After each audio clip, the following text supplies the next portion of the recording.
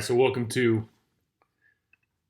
one of our process to perform videos. We usually talk about this trench warfare series down here, but we're going to kind of pile that on with obviously what we're doing from the On My Block podcast.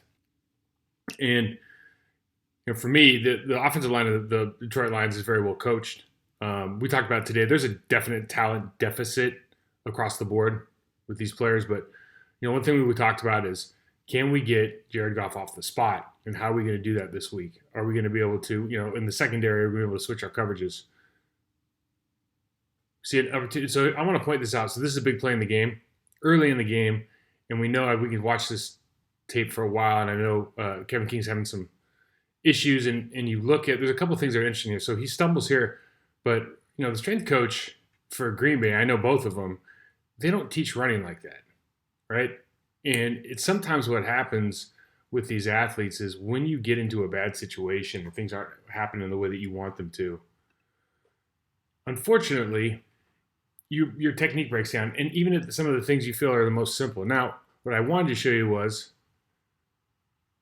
we have linebacker here. We're about to go head-to-head with Jamal Williams, our old running back. And this happens so often. And I can't tell you how many sacks and pressures that don't occur because instead of running through that block and forcing Goff down, we already know that Goff is not the most nimble guy. He's not great off his spot. So instead of running through him, we reach, right? And when we reach, we get pushed back, we miss, and now these plays happen. That is a little thing, but honestly, it happens every week in every NFL game where a guy reaches for the quarterback instead of putting his player right on top of that pocket passer.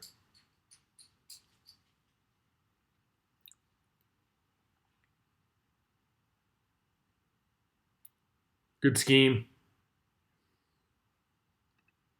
Why do plays like this work? Who gets sucked in here?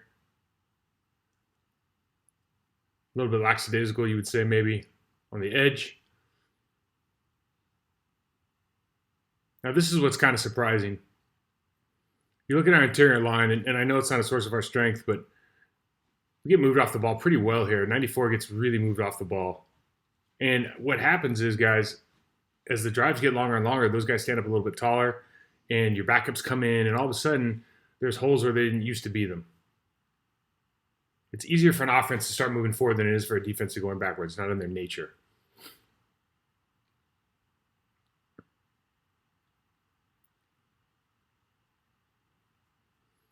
So the Lions do a great job of coming out. We talked about it before. Dan Campbell, coach team, is going to come out with a lot of emotion. They love playing for him. I'm sure the same thing was happening in Miami. They're going to come out on fire, right? And I'm just talking about from an emotional standpoint, playing physical. Don't worry about the details of the sport at this point. Just think about how you come out emotionally ready to play a football game. That's something that Dan and although he has a lot of ex-players on his coaching staff, so they're going to know what mindset to be in, I think, from the jump, and where they're going to struggle, I think, for a while, and then what's really going to take a long time is having that detail and discipline to actually be able to sustain a game and not try to sustain it on emotion only. But as you come out, offensive line, let's just take a pause here. What's the biggest difference in the way that the Packers start this game? It's they're using Aaron Jones, and it was really good to see. We have some young offensive linemen in there. Really like the way Runyon played last night in his first start at left guard, filling in for Patrick. I thought he did a really, really nice job. And I don't know if he was a perfect player last night, but God, I just love the way he plays with physicality. And it's just something you don't see that often anymore with a lot of these young linemen. So Jamie Collins, when he got drafted by New England, this guy's a real problem, right? He's a great player. Used to be able to play in space, and you see it's not that he's slow or he's lost his step. Maybe he has, but it's just that Aaron Jones has a different gear, right? Different kind of player, smaller player. Getting that ball out fast, what a cut! But again, what are we doing differently? We're not giving this team the opportunity to get in Aaron's face. We're keeping him off balance, and of course, they're playing a different kind of defense. Right now, we're rushing 3. And actually, when we rush 3, they happen to get him off the spot, oddly enough. I know there's a hands to the face here. So we're back in I backs. It's just an old pro formation. Now, one thing I got to tell you, you're going to see a lot of this. This fullback doesn't do a great job of attacking these guys. I think he's afraid to miss, right? But that happens a couple times this game, and what it does is it impairs the ability of that running back. You saw that in the hole last week. He's standing up a little bit too tall, not doing a great job of, his primary role in life and on this football team is to create these holes and move people off the line of scrimmage. And we need to get a little bit lower, a little bit more explosive.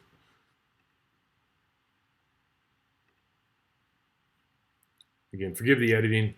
Game Pass has done me in a little bit. When you're running a two-shell and you decide to bring somebody, great job of misdirection with the screen. They ran a couple screens last night that I thought were just, really, really, exquisite play calling and then obviously execution. Here's something interesting. When you have a player in this position, so he's off the ball, but he's a read player, right? And he's just going to try to absorb force now. You can see up here, we have a foot back, we're running, stagger, right? Stagger, square, which means he's just going to kind of accept and try to hold off these two players, but they both get a head start at him. This is old school. They used to do it in late 90s, early 2000s. Not a great system as much as it used to be, I think, because all these guys can move bodies, especially when you get double teams. So they try to press, they redirect, and then Myers just gets enough of 54. Probably should have made that play, but gets enough of them to knock him off.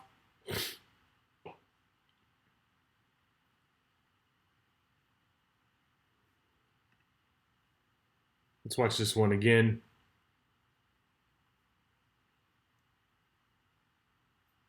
This is such an important thing. Just a little detail on the left guard, who's a new player here. I'm going to try to pause it at the right moment, but right there, hands outside on a backside play. So this is a backside, basically inside zone, which means he's really drive blocking. And in most respects, he's kind of at the point of attack because the read's going to go from that 3 technique backside.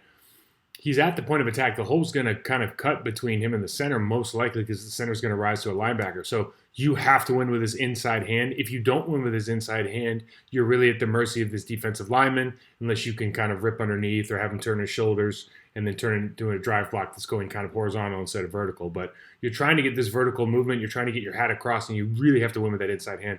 The defensive lineman wins on this one, and that's something that obviously as a younger player we're just going to have to keep working on. Hardest thing to do as an offensive lineman is win those hands every play.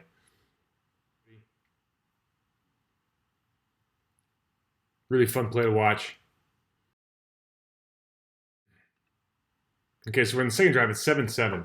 And immediately you start thinking about what are the things we have to get better at? Well, we talked about switching off the routes from stacked and bunch formations, which they have an opportunity maybe to do here.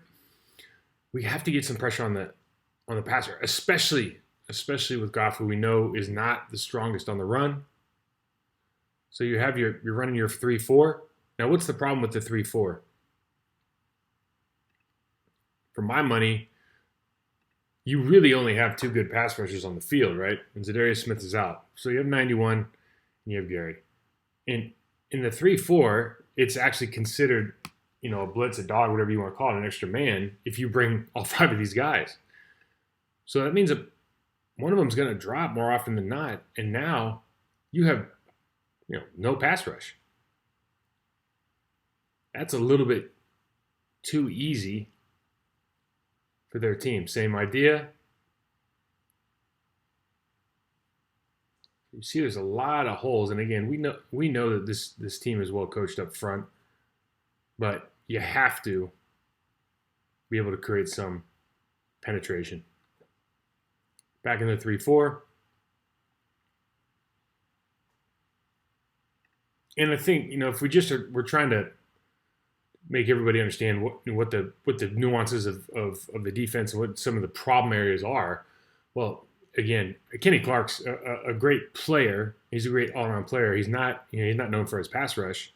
And now we have, again, we're looking at a squared stance from Gary. So we're going to assume Preston's coming here. I mean, we know we've watched tape, but you assume Preston's coming. But you look at it, and these 4 are coming. We got 97's going to rush outside. If this was a rush, 97's going to rush outside late. And so you don't really have a pass rush. So you can't create the rush by yourself. And again, I understand this is a run. I'm just trying to tell you the concept. 3rd and 1. Okay. And this is kind of what we're talking about when we have, we need to work on the interior of our offensive line. Watch the center, who's an all-pro, on our nose tackle. That's a problem. And listen, I've gotten blown up more times than I can remember. It does happen, but what we want to start really thinking about is what can we do with these guys? Maybe it's work with their hands, leverage, etc. Maybe it's their initial footwork. 90% of the problems that come in with offensive, defensive linemen are their ability to stay low, coming out of their stance, get their first foot in the ground, and be able to strike same foot, same shoulder. So we need to do something, I think, to shore that up a little bit. But you see, again, the Lions are going to be riding high on a wave of emotion created by that man right there and his staff for a long time. They have credibility in the locker room because of what they did on this field before the players that are there now. And then, the question is always, can they make it sustainable? This is a lot of time to be able to throw. I think it's very difficult from a secondary and linebacker perspective to stay locked in for an extended amount of time if you can hold the ball for 3-4 seconds. It's a great play call. A lot of misdirection. Screen passes are so much fun, and I think they're fun for everybody to get out and block as a lineman. Okay, so this is a play that I should have brought up before. We talked about having to get to this guy. Matt Nelson is the person we should be going through. Preston does a great job, not a good job, a great job of beating him clean. And this is a grounding call. It's too bad that Preston Smith doesn't get a sack on this, because intentional grounding should just be called a sack. Just call it what it is. It's a loss of down at the spot. And that's the kind of pressure that we need. I didn't mention that earlier in the podcast, but that's a big deal. So A.J. Dillon's in the backfield. First play, taking our first shot. Tough, right? And why is it so tough? Well, we're pretty deep. They're really playing this whole deep. It sounded like it looked like the Lions looking at their defense. I mean, this is a ridiculous depth. What they're basically saying is, and this is what a lot of teams are doing now, they'll just say, look, you want to run it? You can go ahead and run it, but you're not going to take 40-yard chunks at a time. We would much rather see if you can get down the field without holding calls, offsides, just bad runs, slip-ups, poor blocking. One of our guys can win up front. We'd rather see that than to see Aaron Rodgers just start unloading deep balls to Devontae Adams, to MBS, Tunyon, etc. So even look now, it's 2nd and 10. They're running a 3-man line coverage. Obviously, they're doing this because we're an empty shotgun. These guys are not going to get beat deep, right? And it changes the mentality of what we have to do up here. Turns into a little more dink and dunk, get the ball in the line of scrimmage, see what you can do from there, etc. So now we're 3rd and 5, and this is the second series of the game. And last week, one of the things that we talked about was what? Aaron Jones had disappeared. The running game wasn't maybe what we hoped it was, and how it set up the RPO, the play action pass, the key passes, set up a lot of our small stuff. And so now we get into the second series of the game. We had a lot of success doing it kind of the old school way that they did and had so much success last year. And we get into the second series, and it's 3 passes in a row, 2 of which are shotgun. Holding the ball for a long time takes a sack. So now, again, you just think about this is, again, a game that is largely built on emotion, especially because the talent disparity between these two teams is so high. And if you allow the Detroit Lions at this point, if you allow them into a game where they know they're outgunned, they talked about it last night, all night, how the margin for error with that team is very, very small. But they're going to ride the wave of emotion as long as you can, as long as you'll give it to them. Then you really have to be thoughtful about how your team is going to execute and what the game plan is. And, when you see, like, you come out that second series and it's a deep ball and then 2 shotgun passes and we've gone away from the run immediately,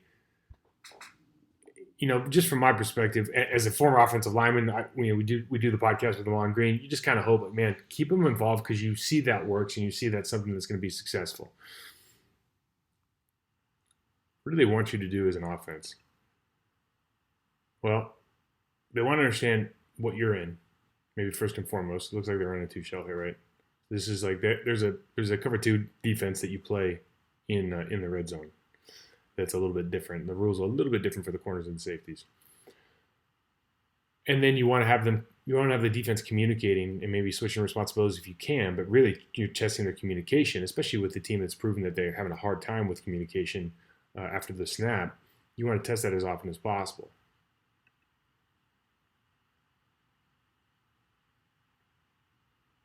Great play by 9-7. And we're back to running the ball. Yeah, Quadzilla in there.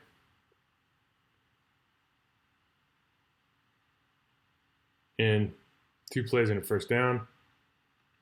Let's take a look at my favorite blocking tight end, Mercedes Lewis. Locked up, just completely gloved, dude. Just completely gloved. Oh, his feelings hurt. I love it. Really, really good. Probably the best. He might have the best hands on the team. I don't know. Guy's amazing. Area of opportunity, what we like to call. Check it out again with the fullback. He's just not very low. He just doesn't play with low pad level. And it's a problem, This is a problem. Aaron Jones is special, so he's resolving problems, but that is a problem. So, this is like back in the day. So, the Philadelphia Eagles with Andy Reid, you just kind of had to figure out. Andy Reid's philosophy with Donovan McNabb was like, I'd rather throw a hitch, quick slant, or like a play action pass to the back in the flat for my 5 yards instead of running the ball. It was just his preference. And, this is almost, you kind of feel like this is almost like a long handoff, right? We don't give this guy enough attention. I certainly don't, and I need to. Elton Jenkins at left tackle, he's really good, man. Like, look how he finishes this block. You can't see it, but he splashes the guy at the end, and he's a really good player. Feet are incredible. He's just got really good balance. Sometimes you see his hands out wide there, and he takes it on the chest, but he's got incredible balance and feet, core strength. Mark Tauscher used to be that way. Tauscher didn't look like he was going to be this powerhouse or anything, but he had a core and a center of gravity that you couldn't move him. You couldn't tip him. Reggie White couldn't club him, which is really saying something. And there's just a couple guys out there that have that unique ability. You think they're going to be looking for this play right here? Probably, right? So what does he do? It's a really good play call, if nothing else. You got 2 locked here, probably looking. Yep, there he goes. And if you take it even a step further, watch Jamie Collins because of the slant. Here, it goes inside, so he's a step slow. He can't get there until it's too late. And great play call. Scheme is so much fun to watch. When scheme works exactly how it's designed, really phenomenal. Again, some people might even just call that a long handoff. So, okay, so it's 14-14.